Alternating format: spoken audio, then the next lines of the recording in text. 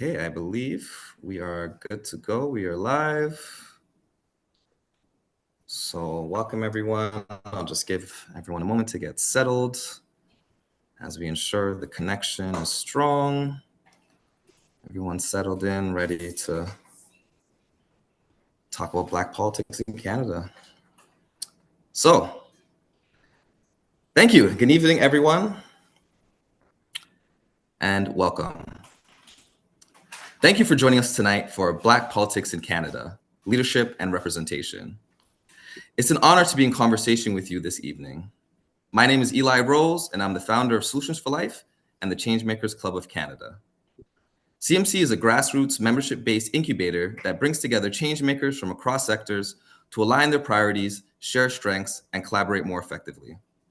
Curated by Solutions for Life, it serves as the national home where leaders build trust and co-create solutions for meaningful social change. I just want to take a moment to thank all the volunteers from Changemakers Club of Canada that made this evening happen. We could have not have done it without you, so thank you. Also, if you enjoy your experience here today, please consider requesting a membership at solutionsforyou.ca. I want to begin by acknowledging that this gathering is taking place on the many territories of Indigenous peoples across Turtle Island, now called Canada.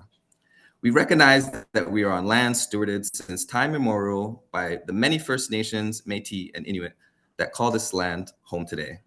We recognize the importance of honoring the past, acknowledging the present, and working towards a future that embraces reconciliation and respect for Indigenous peoples. As we gather virtually, it's important to say this plainly. Black politics in Canada does not exist independently of Indigenous politics. These are shared yet distinct struggles shaped by colonialism, displacement, resistance, and survival. Honoring that relationship without collapsing the difference is essential to the kind of political conversation we are trying to hold tonight. This event in many ways came together by chance. It began when one of my professors, Dr. Cochran, mentioned my work to one of our co-hosts, Magda. Magda and I then connected, and after noticing some intellectual overlap, agreed to stay in touch, thinking nothing of it. Shortly after, I shared a LinkedIn post revisiting my undergraduate thesis, asking why Canada has never had a Black prime minister. The response was overwhelming. That post led Kojo, the other co-host, to reach out. So the three of us got on a call together and immediately noticed a scholarly gap and a community opportunity. A space to center the study and practice of Black Canadian politics, to collaborate across disciplines, and to begin building a community to start defining and reimagining what Black politics in Canada might mean.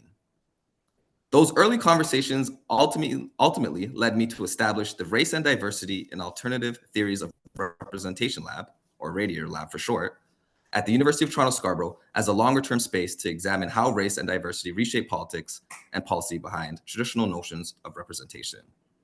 While tonight's conversation takes place during Black History Month, our intention is not to confine Black politics to a single month or commemorative frame. In fact, as we mark 30 years of Black History Month in Canada, this moment invites more than reflection. It invites responsibility. So tonight is not only about legacy, it's about shaping what comes next across generations and across sectors. But what is Canadian politics? In political science, Canadian politics is a specialized field of study. It examines the institutions and processes that structure governance in this country. Scholars analyze how power is distributed between federal and provincial governments, how Canadians vote and participate, how laws are made, and how policy decisions shape areas such as healthcare, immigration, and social welfare. But Canadian politics is also about identity and representation. It's about how race, gender, language, class, intersect with institutions of power. It is about how historical legacies, colonialism, regionalism, migration, continue to structure belonging and exclusion within the Canadian state. The great Dr. Deborah Thompson said race is political. We agree, and we extend that insight. We contend that everything is political. So in other words, Black politics is Canadian politics. As such, the title of this event, Black Politics in Canada, Leadership and Representation, is deliberate. It reflects both the urgency and the limitation of how Black political life is often discussed. Too frequently, Black politics is reduced to representation alone. Who is elected? Who is visible? Who occupies formal office? Representation matters, for sure, but is not the full story. This forum asks us to widen the lens, because we are interested in Black politics as both theoretical and practical. That means political thought, research agendas, frameworks, and disciplinary approaches. And it also means governance, advocacy, policy work, entrepreneurship, public service, education, and institutional leadership. Much of the most influential political work happening in Black communities is either policy adjacent or politics adjacent, and yet it often goes unnamed as political. Tonight is about making that work visible. It's also about naming a tension that sits at the heart of this conversation: the difference between Black Canadian politics and Black politics in Canada. That distinction raises important questions about belonging, power, institutions, migration, and identity. Questions that don't always have clean answers, but deserve serious engagement.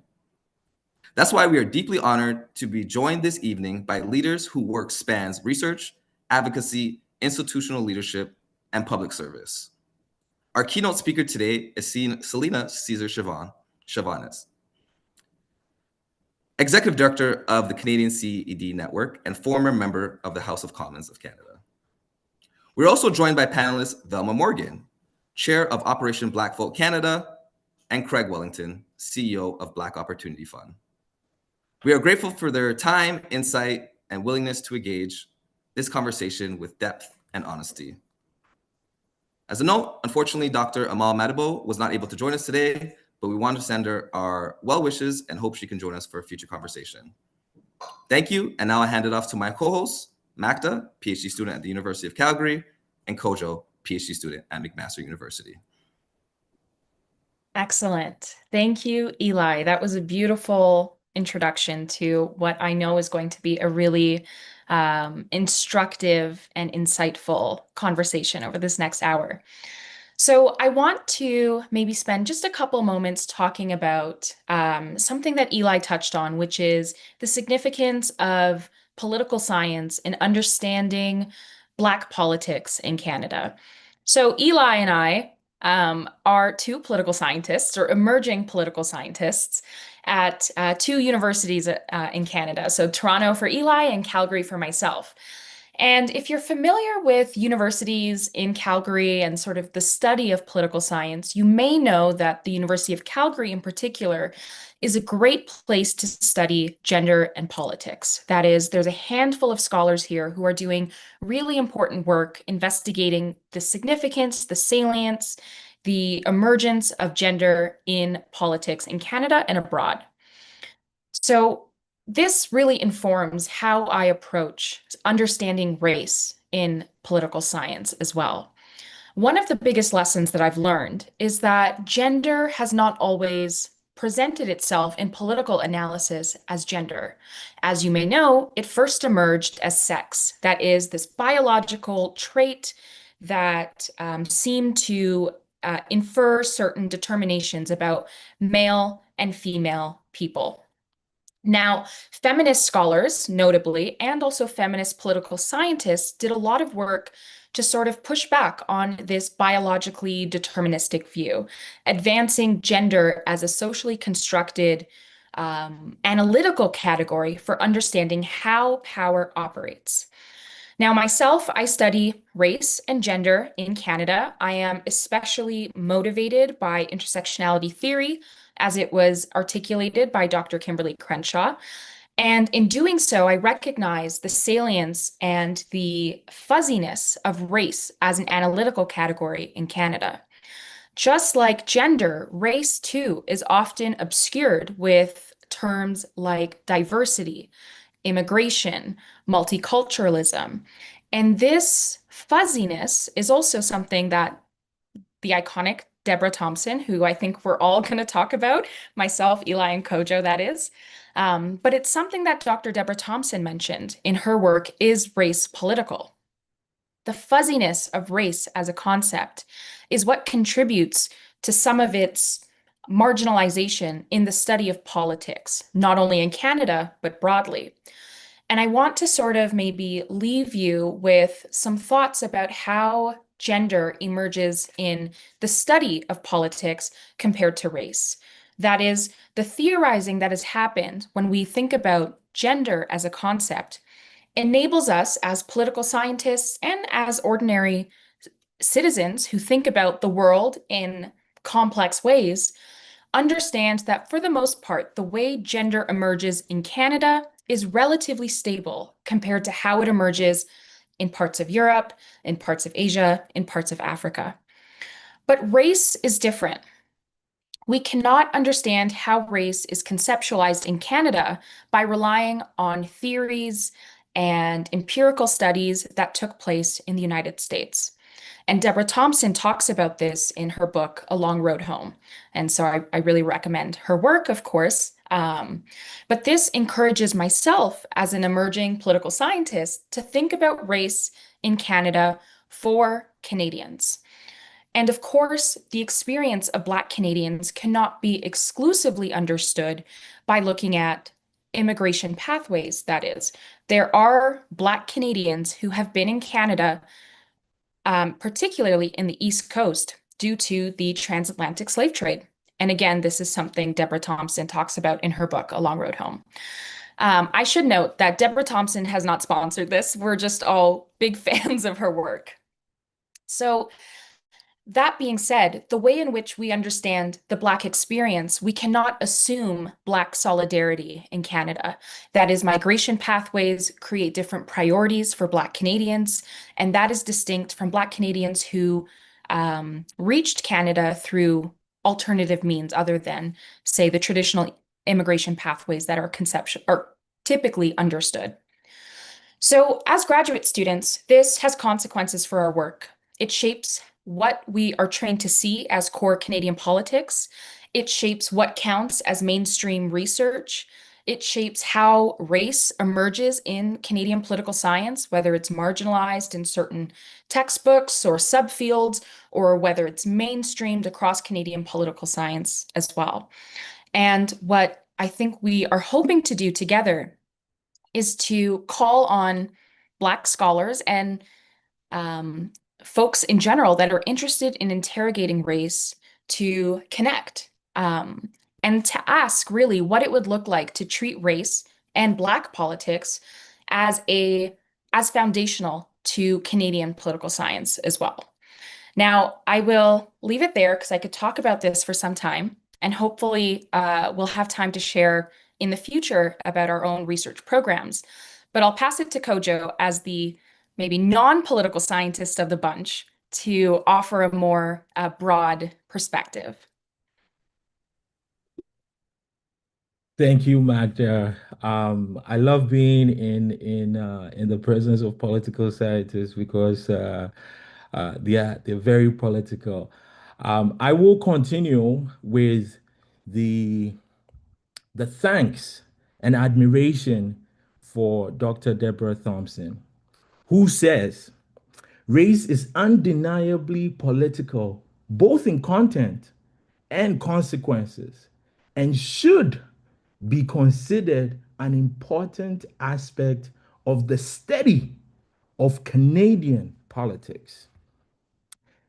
And as you can tell, as current graduate students, we are very grateful for Deborah Thompson's words because her words actually speak to the foundation of a Canadian state. We can talk about indigenous reserves that are created from the racial technologies at the time. We can talk about the 1850 Slave Act that had Black Canadians organized in Toronto to speak about how race is also political and most invariably impactful in how Black Canadians and people of African descent live their life socially, politically, in community. So we believe that we have to start um, shedding the light, putting the lighthouse on race as an analytical understanding and foundational piece to how we talk about politics here in Canada. Catherine McKittrick also says the interplay between geographies of domination and Black women's geographies, such as their knowledge, negotiations, and experience, is of concern in a modern state such as Canada. And so that brings us to the question of how do we understand Black politics when we're talking about social policy, public policy, educational outcomes, health outcomes, over surveillance in communities, immigration and detention laws, and federally in the House of Commons, provincially across all legislative assemblies, and municipally, where we see the brunt of outcomes for Black communities and other communities as well. So today, we're beginning the conversations around what that research looks like, what the outcomes are, and also, very importantly, we are also paying tribute to the many Black communities, Black leaders, Black-led organizations that have contributed to the wealth of political discussions and decisions right here across this country. I hope you stay with us. This is going to be the first of many. And uh, as we've celebrated and acknowledged Deborah Thompson, Catholic McKittrick, I have the great honor of introducing Selena Cesar Chavez. And Selena is a global respected leader and humanitarian who, for over 25 years, has been dedicated to helping individuals awaken their innate potential and live in alignment with their unique gifts. Widely regarded as one of the foremost experts in leadership, neuroscience, and personal transformation, Selena has worked with leading organizations such as TD Bank, Canadian Tire, the Aga Khan Foundation, and McDonald's Canada. She's renowned for her ability to captivate audiences with her dynamic presentations, blending cutting edge research with heartfelt authenticity. And her insights inspire individuals to achieve their highest potential, empower teams to thrive, and guide organizations towards sustainable transformative change. Not only that, she's also a national best-selling author and celebrated international speaker. Selena's work in cognitive consistency and inclusive leadership continues to shape the global conversation on equity, humanity, and meaningful impact. It is now time to listen to the great Selena. Thank you so much, Kojo. Thank you, Magda. Thank you, Eli, for this invitation. I am so honored to be here. I want to tell just the guests that I might have to drop off. I am at a service, a funeral service this evening, but I didn't want to um, disappoint at the last minute. So I am here with you and just really excited about this conversation. And I think I'm going to um, change a little bit the direction I think that the conversation so far has gone, only because I think it's important when we talk about Blackness that there is intersecting identities. And so I'll speak from this perspective of identity within our current system. Can I get an opportunity to share my slides, please? Is that possible? Yeah, I should no have checked problem. that. I apologize for not checking that in advance. Oh, was that the Just give me one request? second and you should be Yeah, good. no problem. And so Oh, there we go. Okay. And share. And then I'm gonna slideshow. Okay, so I want to talk about the perspective of moving from silence to sovereignty and Black leadership beyond title. As Eli said at the beginning of this, oftentimes we look at the Black Canadian politics or Black Canadians in politics from the perspective of who's representing and not sort of the peripheral sort of work that happens. And that is critical to anything that happens on the inside. And, Eli talked about representation. Well, representation matters, but representation matters if the person that is representing is speaking to and doing what matters to the people that they're representing. And I think that's critically important when we think about how we move forward. And so I always like to ground these conversations in context around where we currently reside in a colonial Western capitalist structure. And I do that by introducing Michel Foucault. And Michel Foucault wrote this book called The Birth of the Prison. And in it, Michel Foucault, gives a very elegant story of how, the imprisonment of human beings started with the execution in the public square and then moved into the 1700s into what is pretty much now known as the prison system. It went from the execution of the soul to the execution of the body, from the execution of the body to the execution of the soul. And in this system, Michel Foucault talks about different forms of the ways in which prisoners are kept in control. He talks about categorization.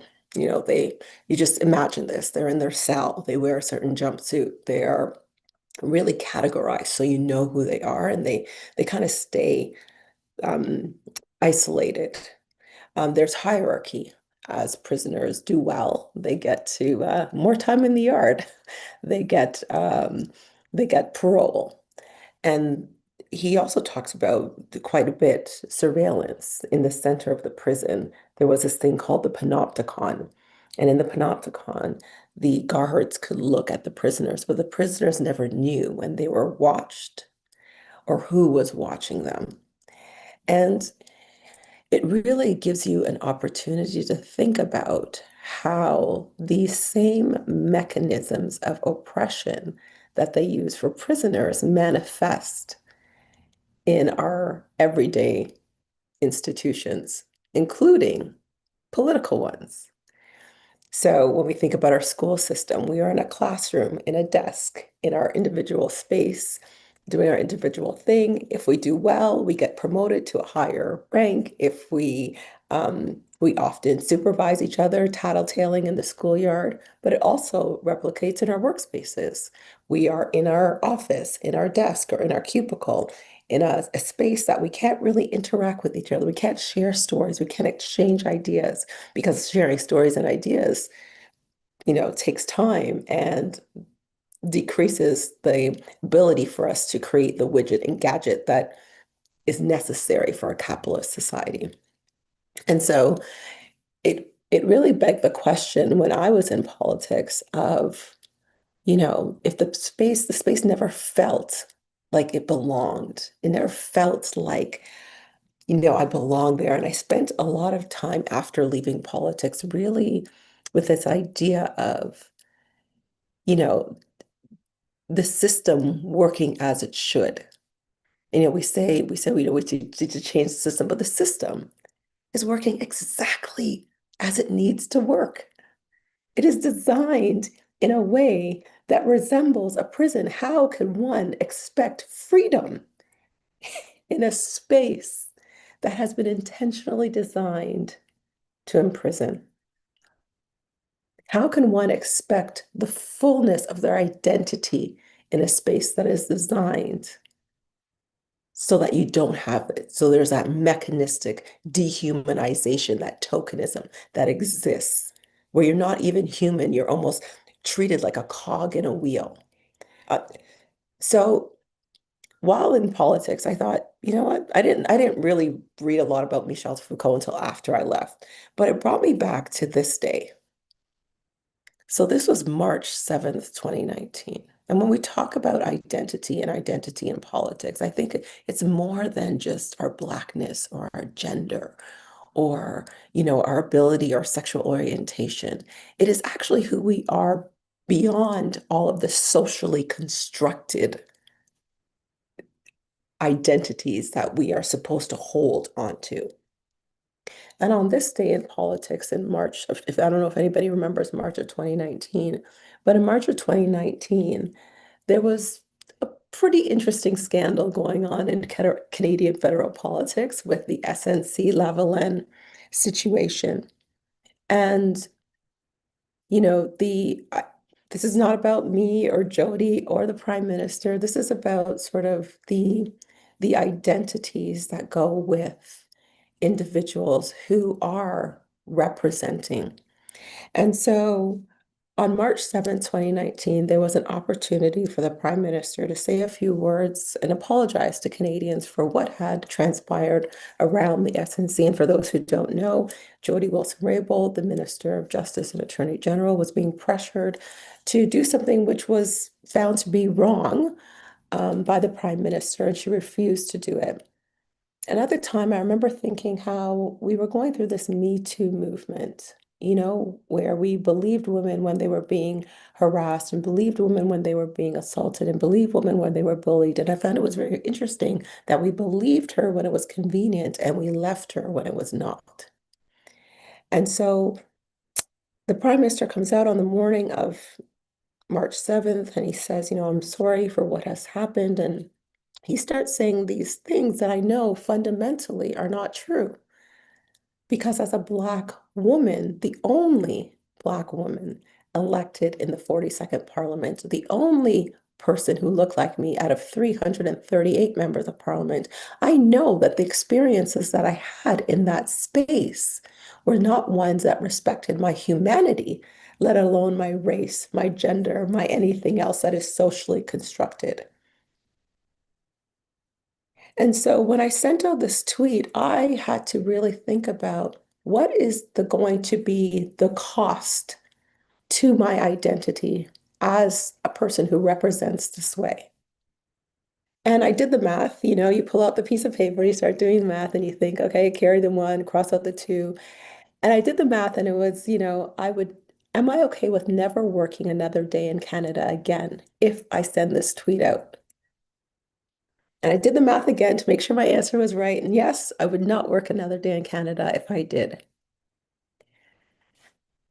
And all that to say is that, we talk about these identities, but at the end of the day, what is really being broken down here is these subtle forms of oppression. We talk about the racism, we talk about the sexism, but do we talk about how hierarchy and how power operates?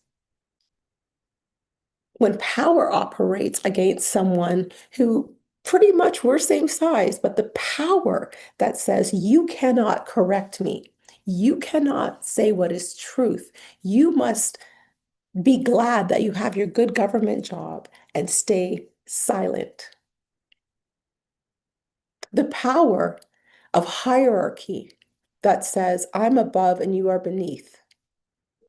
The power of that categorization. You are there, I am here. We are not together.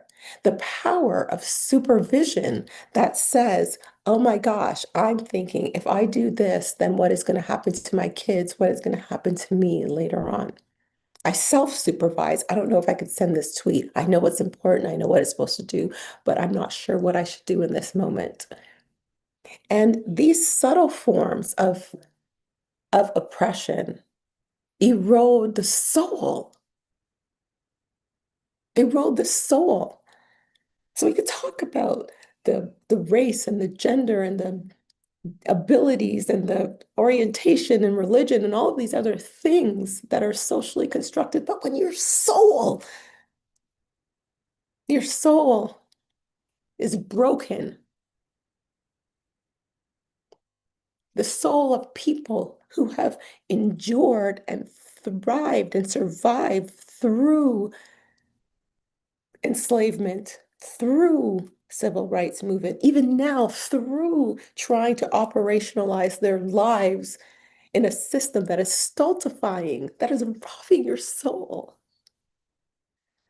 This is a different kind of identity. This is a different kind of representation. And so I always think back to the opening of Pedagogy of the Oppressed, where um, Donaldo Mercado talks about the central goal of Freire's Pedagogy of the Oppressed is to awaken in the oppressed the knowledge, creativity, and constant critical reflective capacities necessary to unveil, to show, and demystify and understand power relations responsible for their oppressed marginalization. So we need to demystify the past to understand the power relations, the hierarchy, the caste system that continues to cause our oppression. You are supposed to sit and be okay with a system that doesn't acknowledge your humanity. Since when is that okay? Since when is it okay for us to continue to be taking the little pieces that come off the table?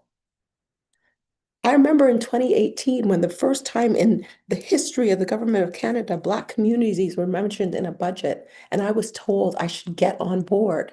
It was $50 million. We would think that's great. Selena, you should celebrate that. Should I, though? Should I?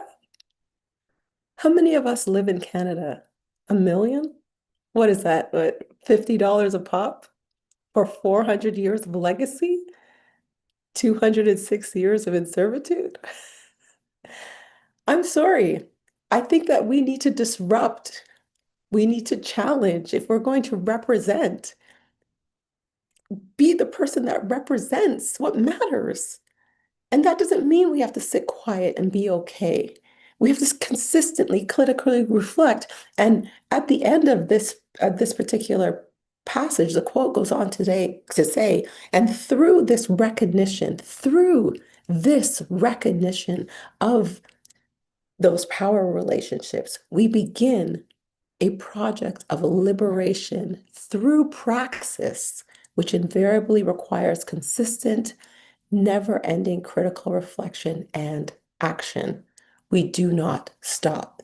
And so how do we start to break these chains? What are the tools? Those tools start with us because we know that the master's tools, we can't keep using hierarchy, categorization, supervision, and thinking that we are liberating. We can't keep reinventing the wheel and continuing to think that this is okay. And so when we think about how this starts, when we think about what are we going to do to how can we truly demystify if we continue to use these tools? And how do we start to break those chains? Well, it starts with us. And I think the idea of Black politics in Canada is around really understanding our humanity beyond the socially constructed identities that we know served a very distinct purpose, economics being one of them. And I don't want to not view our political agency through these lenses. This is not what I'm saying. But what I'm saying is that we have more power in ourselves, within ourselves, than within our own humanity that I think oftentimes we give ourselves credit for. And so the position that I bring is to bring the joy, even in my PhD research. I'm not looking at how racism impacts our brains and our neurological functions. I'm not studying that. I know it exists, but I'm not studying that. I'm studying how we access joy, how Black women access play, how we bring our light into systems as sovereign, autonomous human beings who continue to live in its systems that continue to strip away at their socially constructed stuff. How do we continue to do that? We bring our own light. We bring our light to systems. We bring our own light to spaces. We bring our own humanity to spaces. And when we bring that together, that's when the real magic happens. And so, it's challenging when we think about all the things that need to happen, but we don't need to change everything. We just need to choose one place and say that we're no longer going to try to conform or can try to switch who we are in these spaces, or to continue to try to navigate something that we didn't label ourselves. And so to bring our humanity into those spaces is where we need to go. And I'll leave everybody with this. This is the last paragraph from my book, and where I talk to the people of Canada and beyond, and I tell them that their value is never determined by your title, and your leadership does not require a title. The power, the internal, the divine power has always resided with the people. And that is the meaning of the democracy. It's Greek words, demos and kratos. It's the power of the people. The power has always belonged to the people. It's time for the people to recognize their power. It is not enough to hear my voice alone. It is time that we hear yours as well. And with that, I will say thank you. Thank you so much, Selena. We really appreciate that insightful and vulnerable keynote address. We really appreciate it. In the sake of time, I think we'll just hop right into the panel. So as I mentioned before, we have Craig Wellington, CEO of Black Opportunity Fund, and Velma Morgan, the chair of Operation Black Vote Canada.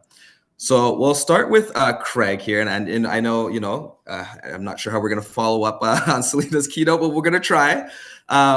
Craig, you're obviously the CEO of a very influential Black empowerment organization, financial empowerment. And so how does economic access, including funding, entrepreneurship, and institutional investment, shape the political influence and future possibilities of Black communities in Canada?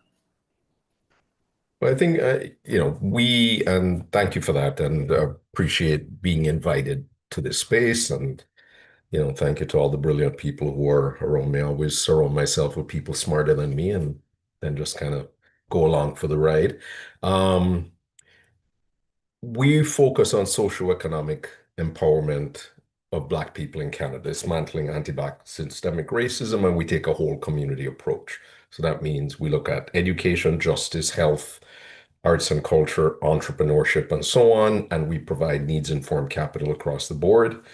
And we play a significant role in terms of community convenings nationally, bringing people together on key policy issues, whether related to justice, to health, so on. Right now, for example, there's Bill C9, which is anti-Black, hate, criminal code, and addressing hate. And we're doing, advocacy work where we're pulling together people from across the country to identify the gap in acknowledging the symbols of anti-Black hate anywhere in the legislation, and recognizing, for example, we're lobbying to include the hood, the noose, as well as the KKK as a symbol of as a terror group, and the noose as a symbol of hate, for example. Just to give you an idea of some of the work we do work in health.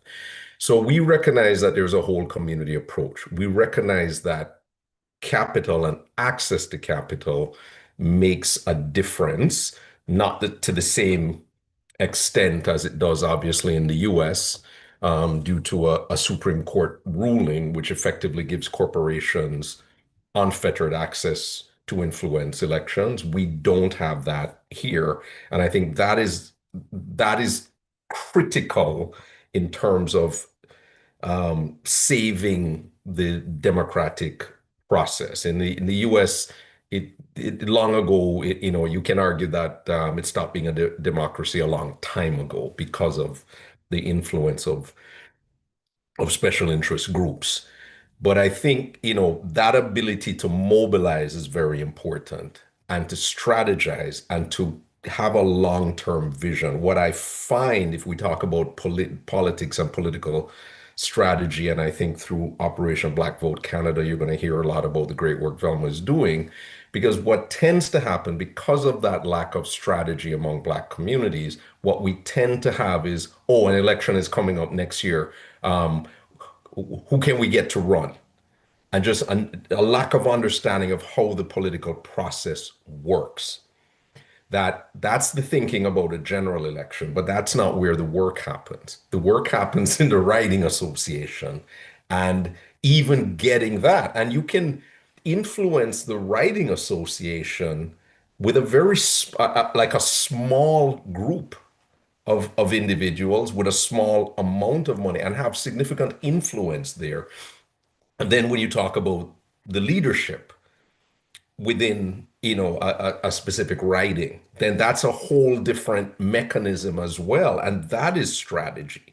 And if you just get up a year before the election and say, I'm going to run to be, to be an MPP or an MP or so on, and you don't understand the work that goes on for 3, 4 years before that in terms of building relationships in the party. I'll give you the Bernie Sanders example. Everybody talks about, well, the Democrats didn't support Bernie, but Bernie is an independent.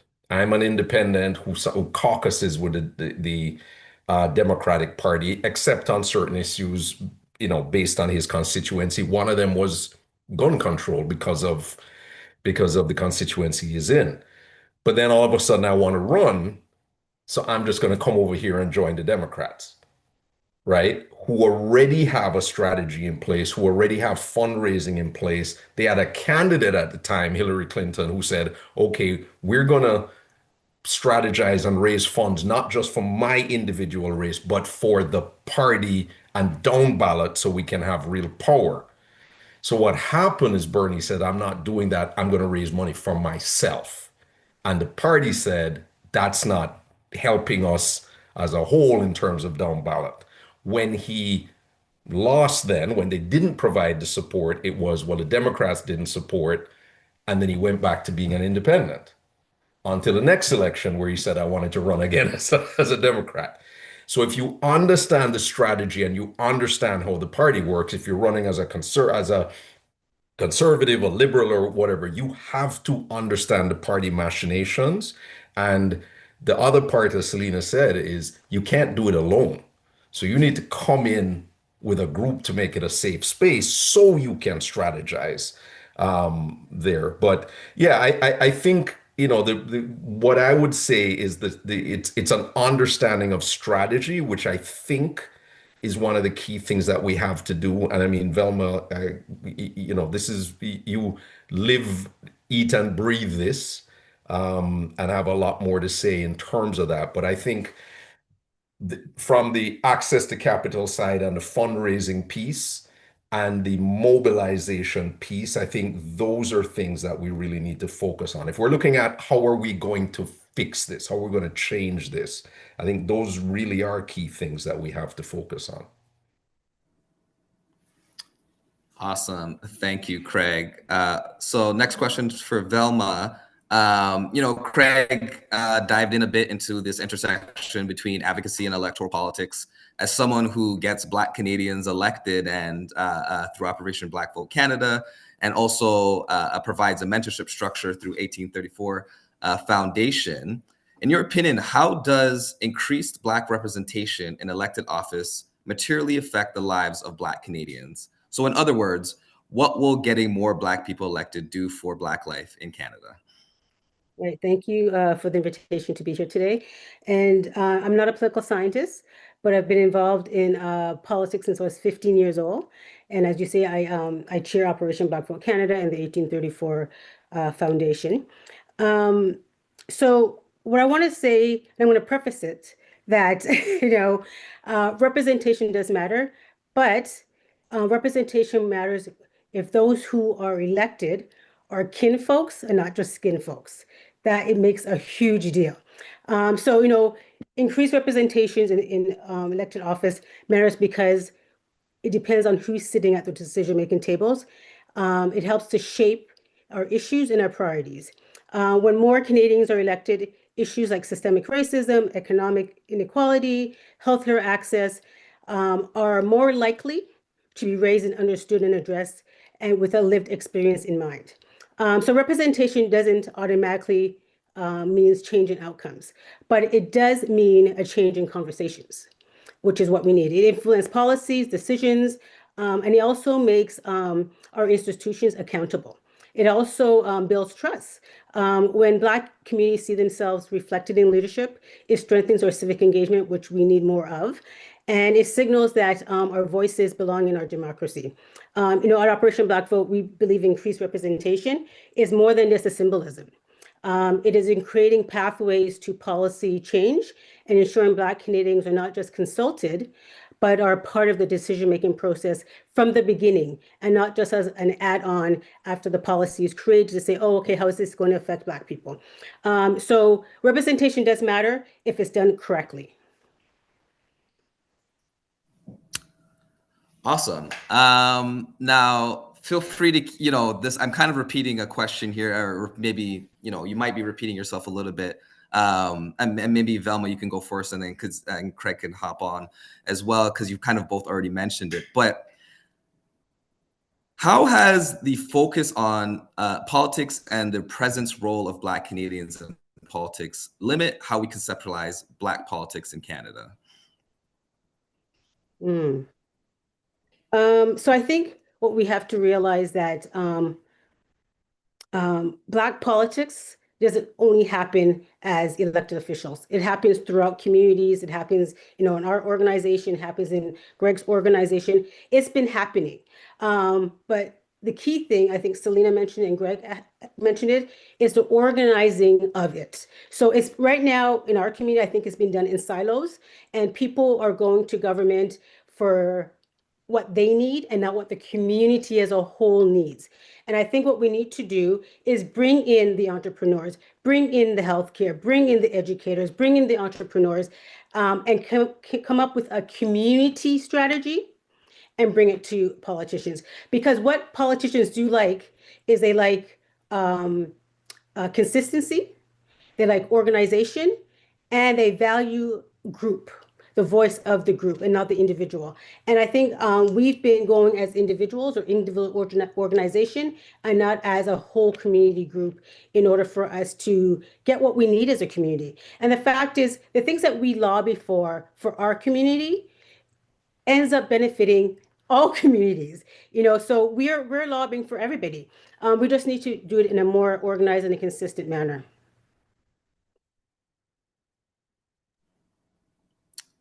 Awesome. Craig, would you like to answer that? Yeah, I absolutely agree. I think we have to come from an abundance mentality and stop coming from a scarcity mentality. What we do find there is, and you saw it, George Floyd, all of a sudden, Black is in season, seasons change, it drops. And we are now getting that attention and those resources sucked out of the ecosystem completely. So you find in socioeconomic outcomes for Black people in Canada across the board, they're worse now than it was before George Floyd. Think about that. Investment in entrepreneurship, Black entrepreneurship, North America wide in Black founders last year was the lowest in 10 years. So that's how far we're going back. Black people, we're launching a $50 million housing fund. That's a massive issue. Black people have the lowest home ownership ratio of any racial or ethnic group. That's where the funding gap, that's the wealth gap.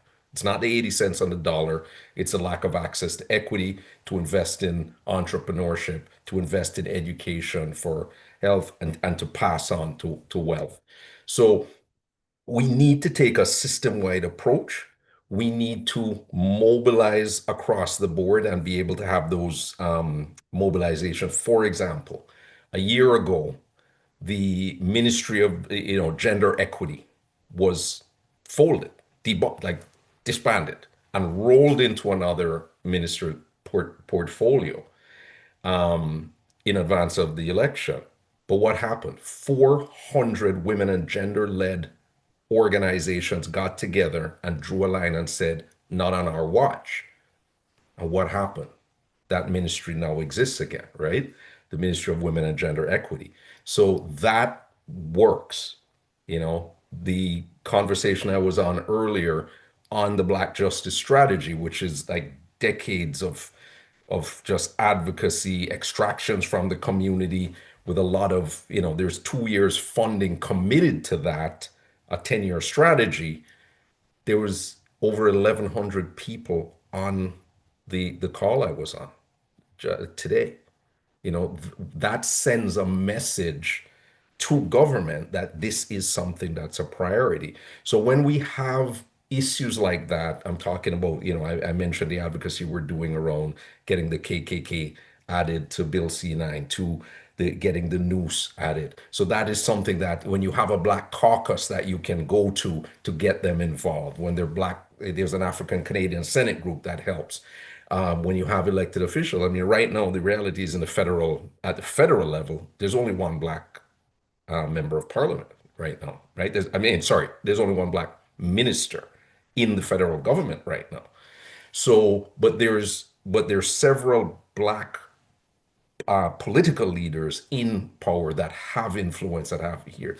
How can we engage in a strategic way, and to allies, with allies as well, because that is key, that you find alignment with allies that have key interests and work strategically on policy outcomes that are bigger than you, right? As Velma said, you can't just be lobbying for advocacy issues that are about funding for you. You've got to be lobbying for advocacy issues which are about the community, even if there's no funding in it for you, right? And we have to take that approach, and it is something we have to look at. Are there issues on a political level that we see? You look at things like the Black class action lawsuit on behalf of 45,000 federal employees. Did the community get behind in terms of an advocacy? Those are things we need to do. When there was hundreds of African asylum seekers literally left on the streets in Toronto and Peel region, where three levels of government abrogated responsibility and are pointing at each other. The way to make change is by public advocacy, where everybody gets together and says, this is important for our community. Because at the end of the day, that's what politicians do. They count votes. How many letters am I getting? How many letters are being written to the MPPs? How many newspaper articles, and how many people are reading them? How many calls are we getting? So we have to be willing to do that, and not just 8 months in front of the election, but all the time. How do we mobilize and figure out what are the key issues that are important? And I want to just give an example in terms of, Anime Paul, Green Party leadership, federal, right? So here's a Black person, the first Black person federal leader of the Green Party, who increased funding for the party in terms of, the fundraising, and then was cut out of access to that funding in advance of an election. There was, a legal battle, attempts to, there was a non-confidence vote, like literally in advance of an election. And as a, Black leader, how does that look, and what message does that send to Black people who are looking for, seeking power? And we have to be cognizant of these things. These are real things. This is not abstract. These are real things that we have to be able to talk about. And we have to learn, well, how do we strategize that? And how do we build safety within these systems that we can, one, If we're strategizing against it, then we know it's happening and we plan in advance, but also that we as a community can come together to be more resilient in the face of those types of attempts at sabotage and so on. I just say something. Two things. One, the enemy Paul situations, because I was deep into that. What I found disappointing is that the Black community didn't rally around her. The Black community didn't write the letters. The Black community didn't make the phone calls. So the Green Party thought they could just do whatever they wanted to because she had no support from her own community. So that's one thing that we need to, when our own get into trouble, we need to put party politics aside and we need to Yep. rally the support because um, she's one of us and we didn't do anything to support her. The other thing I wanted to say, and I don't know what Greg's going to think about this, but I think, as a community, it's good to go to government to get money because we're taxpayers and we deserve that money. But also, as someone who was in government and did policy, I don't think I've ever had somebody come and say, we want to change legislation. We want to change policy that affects the Black community. And as a community, we need to yes, we need the money for programs, but we Yeah. need the legislation and policy even more because that's embedded in law. It can't really get changed easily. Yeah. Funding runs out, programs stop. But if we have legislation and policy that's going to protect us as a community for whatever it is that we need to be protected or need, that's going to last a lot longer. And as a community, I think we need to start figuring out what policies that we need to change that's going to benefit us and come as a group, as a community, and go to government. I'm talking all levels of government across the country to make those changes to make our lives just better. Yeah, absolutely. And all parties too.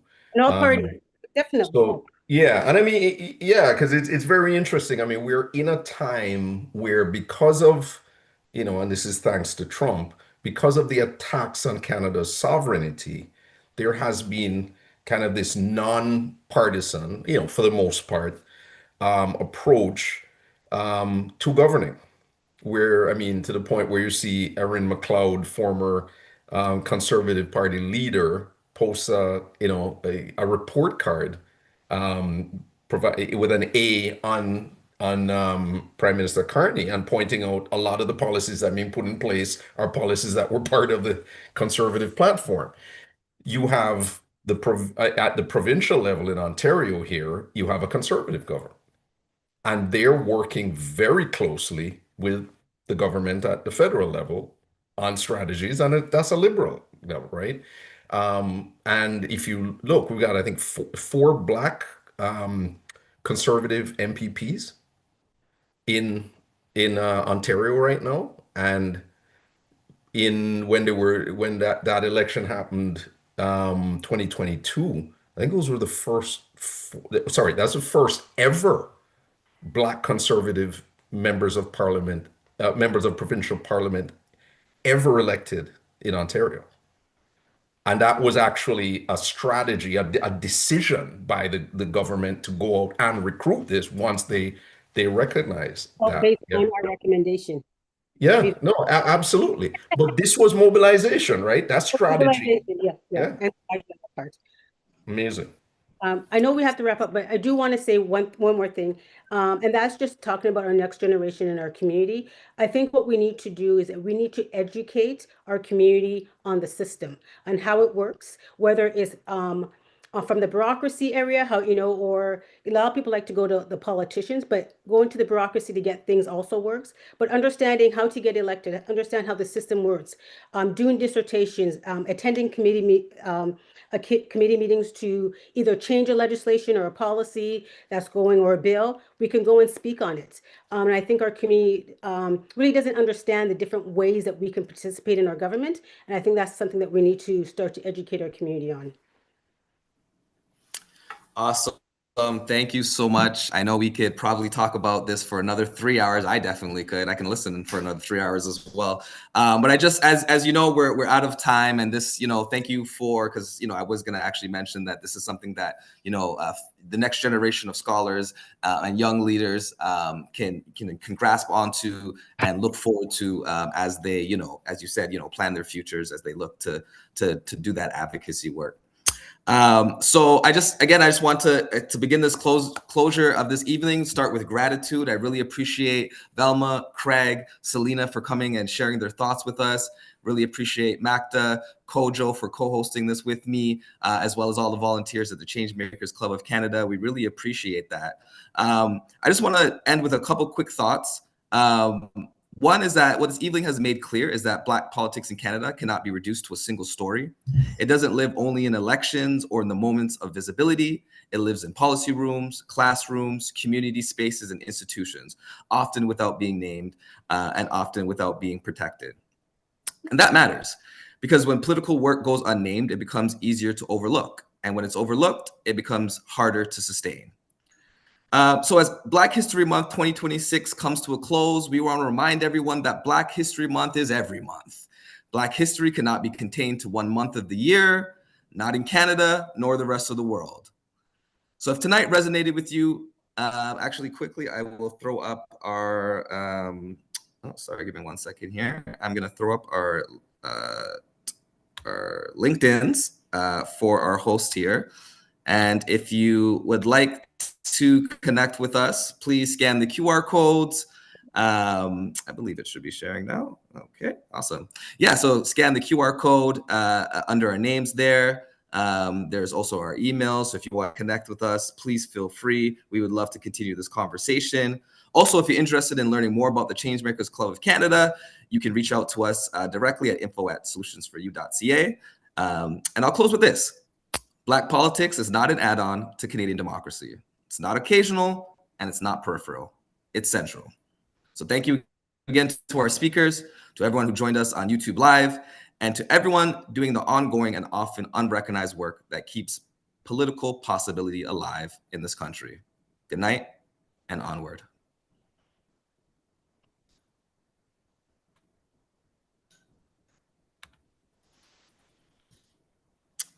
Okay, I have just ended the stream. Well, that was amazing.